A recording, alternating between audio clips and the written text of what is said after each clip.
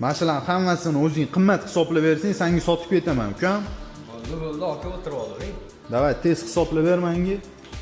Xo'p, bularingiz o'z yangi ekan, ha? Ha, yangi hammasi zo'r, ukam. 585, 585 o'zi bu ham kerak emas ekan. Shunaqa. Nech puldan hisoblaysan bularni grammini? Komplektdan 585. Xo'p, aka bularingiz izlaydi ekan 1.120 mingdan qiladi. 1.120 ming sal kam emasmi, ukam? 85.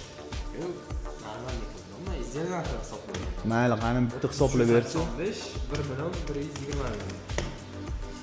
37.912 ming chiqyapti, aka. Naqlamiz. 37.912 ming. Hatto narxlardingizmi o'zi? Qimmat hisoblasangizsiz. Endi ukam qolgan joylarga nisbatan qimmat beryapsan-ki, shuni 38 qilaylik. Ha, aka. 37.50 ming qilay, ajal 950 ming.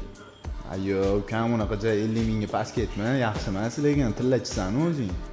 Bo'ldi, qilmayman, aka. Bo'ldi, davay, tez pulni sanang. Qarang. Mana bitta 20. Aha. Hozir bu bitta 18 ming sanayman. Bo'ldi.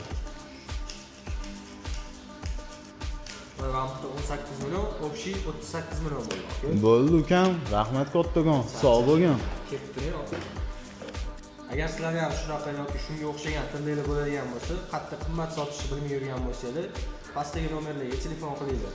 Xudo xolisa tillaylarni eng qimmat narxida olib qolaman.